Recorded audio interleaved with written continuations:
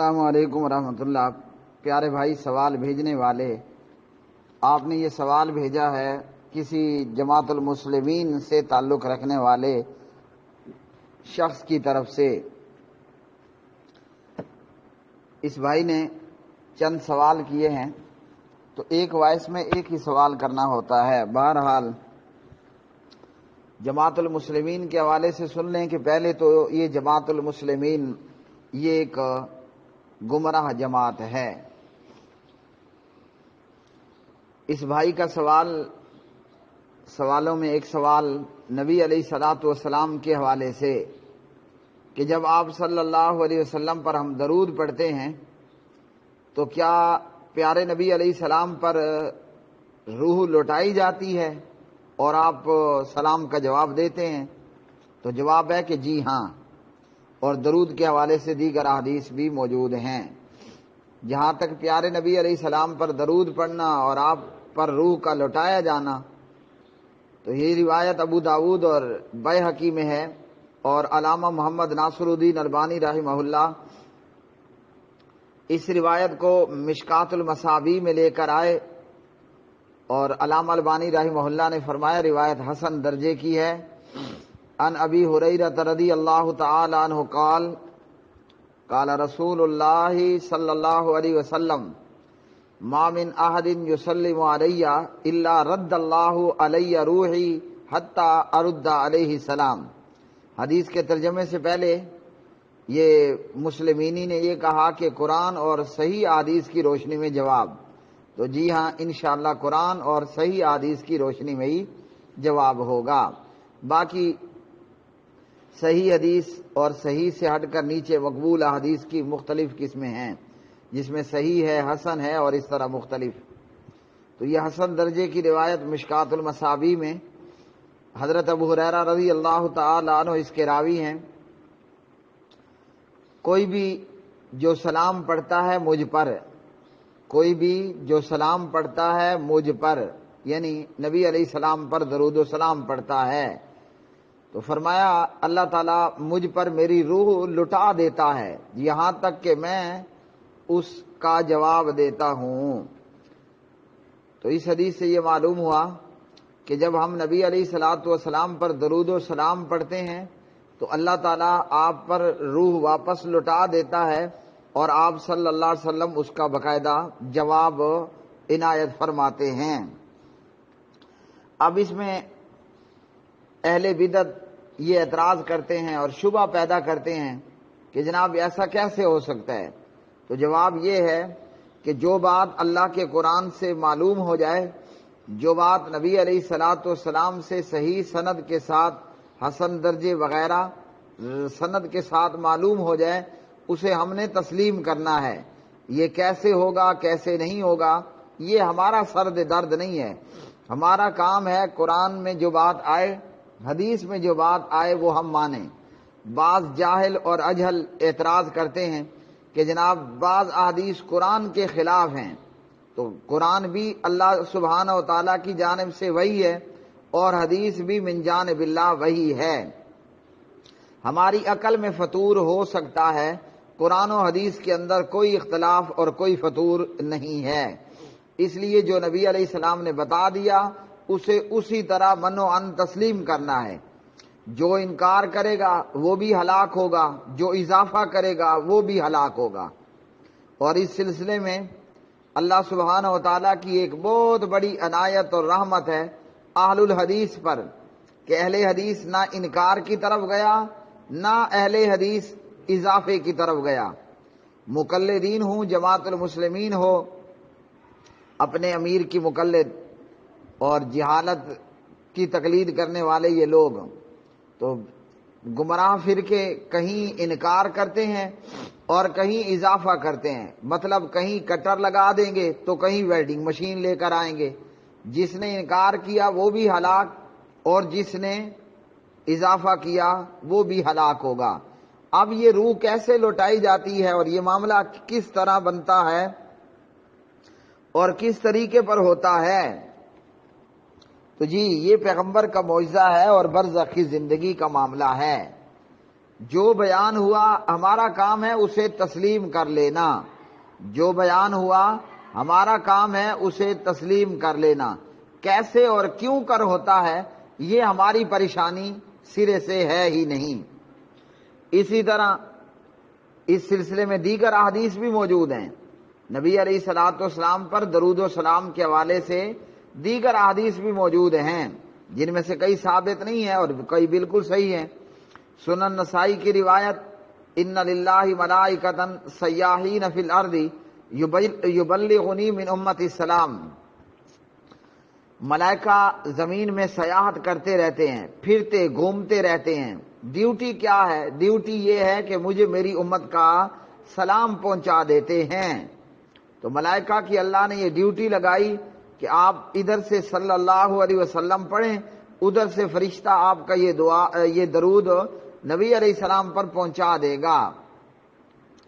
اسی طرح سوال کیا اعادہ روح کے حوالے سے کہ جب کسی بندے کو مرنے کے بعد کفن میں دفن کیا جاتا ہے، میت کو قبر میں دفن کیا جاتا ہے، تو کیا اس جسم میں روح لوٹتی ہے؟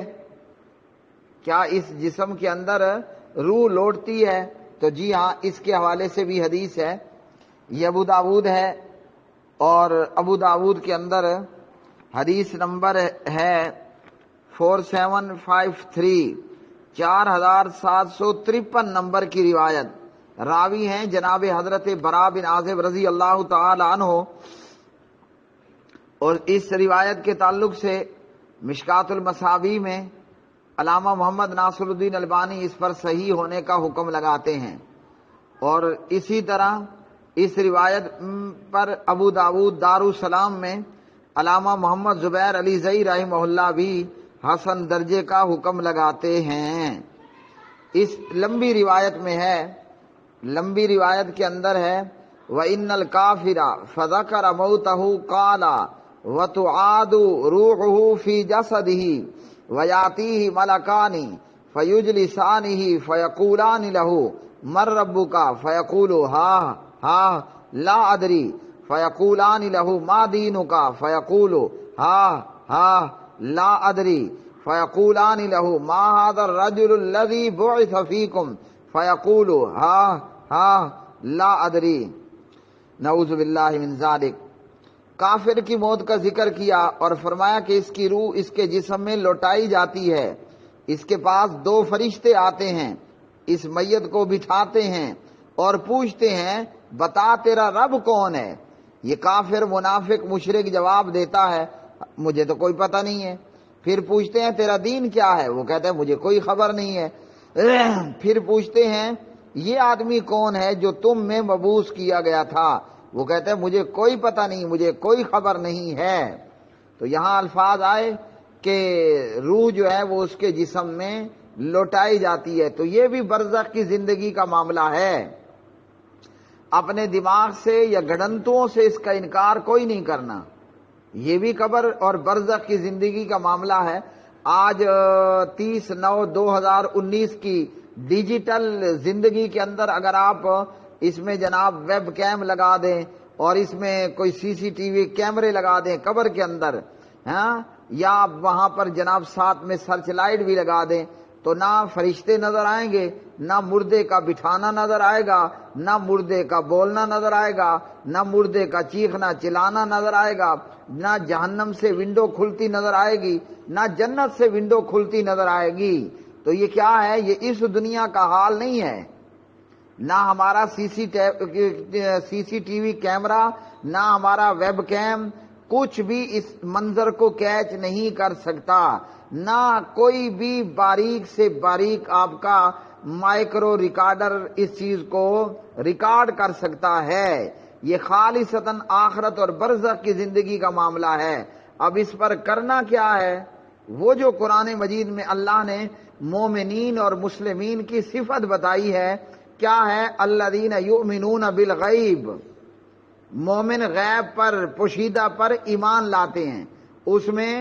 اس میں جلیبیاں نہیں بناتے، اس میں چوں چوں چوں کے چنانچے یعنی البتہ کی گردانے نہیں لگاتے۔ مومن وہ ہے جو غیب کی بات قرآن نے حدیث نے بتائی اس پر ایمان لے آئے۔ اب یہ مرنے کے بعد کا منظر ہے، یہ ہے موت کے بعد کا منظر، قبر کی زندگی کا یہ منظر ہے، یہ اس کھوپڑی میں، یہ اس آنکھ میں، یہ اس کان میں سما ہی نہیں سکتا۔ کرنا ہم نے صرف یہ ہے، یہاں اس پر ایمان لانا ہے اور اس چیز کی تیاری کرنی ہے کہ ہم فرشتوں کے جواب میں ہاں ہاں نہ کہیں، ہم فرشتوں کے جواب میں لا ادری لا ادری کی رٹ نہ لگائیں، بلکہ ان کو صحیح طور پر جواب دیں کہ ربی اللہ دینی الاسلام وغیرہما۔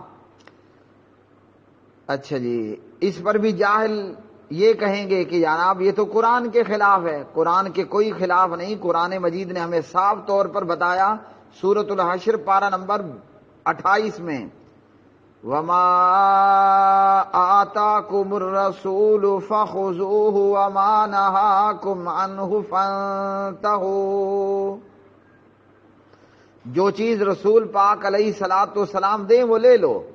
تو نبی علیہ الصلوۃ والسلام نے ہمیں مشکات المصابیح میں اور ابو داود میں دے دیا نا کہ جناب یہ قبر ہے، یہ قبر کی زندگی کے سوالات ہیں، یہ قبر کی زندگی کا منظر ہے، آج تیاری کر لو کل بچ جاؤ گے۔ اور جس نے اسے تسلیم ہی نہ کیا تو وہ تیاری کیا خاک کرے گا، تیاری کوئی نہیں ہوگی تو آگے جوتے کھانے کے لیے ایسے لوگ تیار ہو جائیں، ایسے لوگ تیار ہو جائیں۔ کیا تیاری، کیا عذاب ہوگا؟ فَيُنَادِي مُنَادٍ مِّنَ السَّمَاءِ، نبی علیہ الصلوۃ والسلام نے فرمایا کہ منادی آسمان سے ندا دیتا ہے، اعلان کرنے والا، آواز لگانے والا، کہ اس نے جھوٹ کہا ہے، اب اسے آگ کا بستر بچھا دو، اسے آگ کا لباس پہنا دو، اس کے لیے جہنم کی طرف سے دروازہ کھول دو، ڈور یا ونڈو کھول دو۔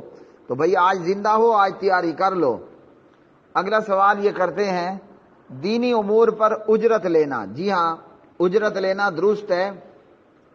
جو لوگ للفقراء الذین احصروا فی سبیل اللہ لا یستطیعون ضربا فی الارض یحسبهم الجاہل اغنیاء من التعفف میں شامل ہیں، جو لوگ روک دیے گئے ہیں مدارس میں، مساجد میں اور تبلیغ دین کے کام میں، تبلیغ دین کے کام میں، دعوت دین کے کام میں وہ اتنے پھنس چکے ہیں اور روک دیے گئے ہیں کہ وہ نہ منڈی میں جا کر ٹماٹر بیچ سکتا ہے، نہ گوبھی، نہ پھل، نہ فروٹ، نہ تجارت، نہ فیکٹری، بلکہ وہ یا تو مسجد مدرسے میں پڑھا رہا ہے یا جناب ہفتے کے 7 دن ملک بیرون ملک میں اشاعت دین، دعوت دین اور تبلیغ دین کے لیے مصروف عمل ہے۔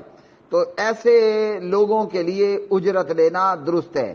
ہاں، جو علامہ احسان علی ظہیر شہید رحمۃ اللہ علیہ کی طرح عالم دین بھی ہے اور صاحب مال بھی ہے تو اس کے لیے درست نہیں ہے، اجرت لینا درست ہے۔ صحیح بخاری میں نبی علیہ السلام نے فرمایا انا حق ما خستم علی اجرن کتاب اللہ، کتاب اللہ اجر کا سب سے زیادہ حق رکھتا ہے۔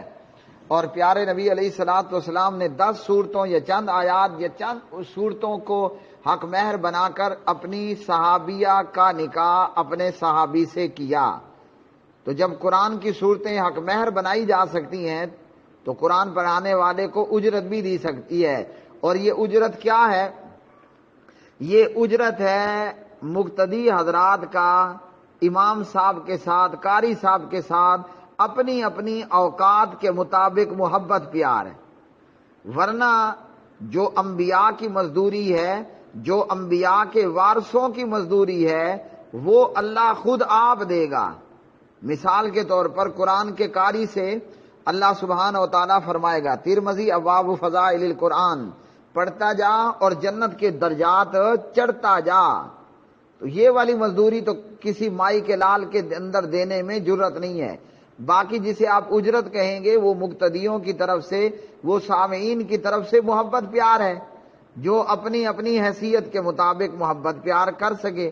جیسے ہمارے پیارے نبی جناب حضور نبی کریم علیہ السلام کے لیے کبھی کوئی اپنے باغ میں بلا کر میٹھا پانی اور تازہ بتازہ کھجوریں کھلا رہا ہے، تو کبھی کوئی آپ کے لیے جناب دودھ کا تحفہ لے کر آ رہا ہے، تو کوئی کبھی آپ کو جو ہے وہ کچھ اور گفٹ اور تحفے کی صورت میں دے رہا ہے۔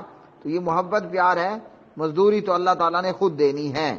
اسی طرح صحابہ کرام رضوان اللہ علیہ مجمعین کی ایک جماعت گزر رہی تھی، ان میں سے انہوں نے سردار جی کو کسی چیز کے ڈس جانے پر دم رکھا، وہ سانپ تھا یا بچھو کا ڈسا ہوا تھا، اور اس پر باقاعدہ مطالبہ کر کے ان سے بکریاں لیں۔ تو دینی امور پر اجرت بھی درست ہے۔ یہاں پہلی وائس میں اس کا آخری سوال ہے کہ اللہ نبی علیہ السلام نے یا اللہ تعالیٰ نے ہمارا نام مسلم رکھا، ہوا سماکم المسلمین من قبل وفی ھذا، ہمارا نام مسلم رکھا گیا، تو اہل حدیث نام، اہل سنت نام، جی یہ بھی جماعت المسلمین کی طرف سے ایک اعتراض ہے۔ بندہ ان سے پوچھے چند سال پہلے تو اس طرح کی رجسٹرڈ جماعت کا کوئی دنیا اسلام میں وجود ہی نہیں ہے، تو یہ جماعت المسلمین اب جا کر 2019 میں ہی پیدا ہو رہی ہے، اس سے پہلے جو صدیاں بیت چکی 13-14 صدیاں، تو اس وقت کیا تھا؟ جماعت المسلمین سے مراد مسلمانوں کی جماعت ہے، اور ان کے امیر سے مراد مسلمانوں کا خلیفہ ہے۔ یہ کوئی نہیں ہے کہ 10-50 بندے یا کوئی سرکاری افیسر جناب ریٹائرڈ ہو اور وہ جماعت بنا لے اور اس کا نام جماعت المسلمین رکھ چھوڑے۔ جہاں تک ہمارا نام مسلم ہے تو اللہ تعالیٰ نے ہمارا نام مسلم رکھا، ہوا سماکم المسلمین، اس میں تو کوئی شک نہیں ہے۔ اسی طرح اللہ سبحانہ و تعالیٰ نے ہماری دیگر صفات کا بھی ذکر کیا ہے، تو ایک ہوتا ہے ذاتی نام اور ایک ہوتے ہیں صفاتی نام۔ جیسے اللہ وحدہ لا شریک کا ذاتی نام کیا ہے؟ اللہ، یہ اللہ وحدہ لا شریک کا ذاتی نام ہے، اور اللہ وحدہ لا شریک کے صفاتی نام ایک حدیث میں 1 کم 100 ہیں، اور اسی طرح اس سے زیادہ بھی اللہ سبحانہ و تعالیٰ کے صفاتی نام موجود ہیں۔ تو ہمارے صفاتی نام میں مومنین، ہاں جی، قانتین، صادقین، صابرین، خاشعین، متصدقین، صائمین، حافظین، ذاکرین، یہ ہمارے سب صفاتی نام ہیں۔ اسی طرح اہل حدیث، اہل سنت، یہ بھی ہمارا صفاتی نام ہے۔ حالانکہ اللہ تعالیٰ نے کیا فرمایا؟ ہوا سماکم المسلمین من قبل وفی ھذا، تمہارا نام اللہ وحدہ لا شریک نے مسلم رکھا۔ اب ہمارا نام بھی مسلم، ہم سے پہلے بھی لا الہ الا اللہ پڑھنے والوں کا نام کیا تھا؟ مسلم ہی تھا نا۔ لیکن جناب عیسیٰ روح اللہ، حضرت عیسیٰ ابن مریم علیہ الصلاۃ والسلام جب اپنے صحابہ کو مخاطب کرتے ہوئے فرماتے ہیں تو کیا کہتے ہیں؟ مسلمین کہہ کر مخاطب نہیں کرتے، بلکہ اللہ سبحانہ و تعالیٰ نے فرمایا، اور اللہ نے بھی یہاں مسلمین کا ورڈ یوز نہیں کیا، حالانکہ مسلم نام تھا ان کا، مگر صفاتی نام بھی تھے۔ جیسے ابو بکر و عمر کا نام مسلم بھی تھا، اور ان کی ماں نے ان کا نام جناب ابو بکر عبداللہ اور اسی طرح عمر بھی رکھا، اور اسی طرح ان کی صفت صحابی بھی تھی، اور اسی طرح ان کی صفت مہاجر بھی تھی، اور عبد الرحمن کی ماں نے ان کا نام عبد الرحمن رکھا، اور ان کا نام مسلم بھی تھا، اور ان کی صفت انصار بھی تھی۔ تو ایک ہوتا ہے ذاتی نام اور ایک ہوتے ہیں صفاتی نام۔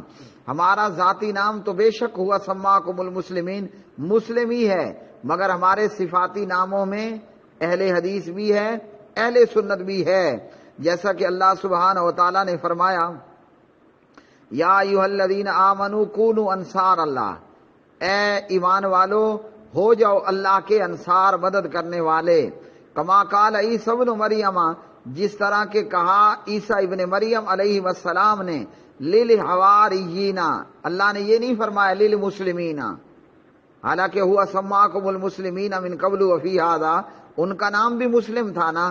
تو یہاں اللہ تعالیٰ نے ان کے صفاتی نام کا ذکر کیا ہے اور ذاتی نام کو چھوڑ دیا، یہ نہیں فرمایا کما قال عیسی ابن مریم للمسلمین من انصاری الی اللہ، نام تو مسلم تھا۔ اللہ تعالیٰ فرما رہے ہیں للحواریین، اپنے حواریوں سے کہا کون ہوگا میرا مددگار اللہ کی طرف، اللہ کے دین کی خاطر مدد کرنے والا کون ہے؟ اب آگے اللہ تعالیٰ فرماتے ہیں قال الحواریون، حالانکہ ہوا سماکم المسلمین من قبل وفی ھذا، نام تو ان کا بھی مسلم تھا نا، جو لا الہ الا اللہ عیسیٰ روح اللہ، جو لا الہ الا اللہ عیسیٰ نبی اللہ پڑھتے تھے، نام تو ان کا بھی مسلم تھا، اور ہونا یہ چاہیے تھا قال المسلمون، ہاں نحن انصار اللہ، مگر قرآن پاک بتاتا ہے قال الحواریون نحن انصار اللہ، حواریوں نے کہا ہم اللہ کے دین کے مددگار ہیں۔ تو اس لیے مسلم ہمارا بھی اور پہلے کلمہ پڑھنے والوں کا نام ہے، مگر یہ ہمارا نام ہے نا، ہماری صفاتی نام بھی موجود ہیں۔ میری دادی فاطمہ نے میرا نام کیا رکھا؟ اقبال، محمد اقبال۔ اب میری صفت ہے میں قرآن کا حافظ ہوں تو میں حافظ محمد اقبال بن گیا۔ اسی طرح میں یہاں ڈی آئی خان کا رہنے والا ہوں تو علاقے کی طرف منسوب کرتے ہوئے میں ڈیروی بھی ہوں، پاکستان کا رہائشی ہوں تو میں پاکستانی بھی ہوں، صوبہ سرحد کا رہنے والا ہوں تو سرحدی بھی ہوں، بریکٹ میں جس کا نام اب خیبر پختونخوا ہے۔ تو یہ ذاتی نام مسلم ہے اور صفاتی نام بہت سارے ہوتے ہیں۔ اسی طرح اہل حدیث کا ذاتی نام، اہل سنت کا ذاتی نام مسلم ہے، مسلمان ہے، مگر ہمارا صفاتی نام اہل حدیث ہے اور اہل سنت ہے۔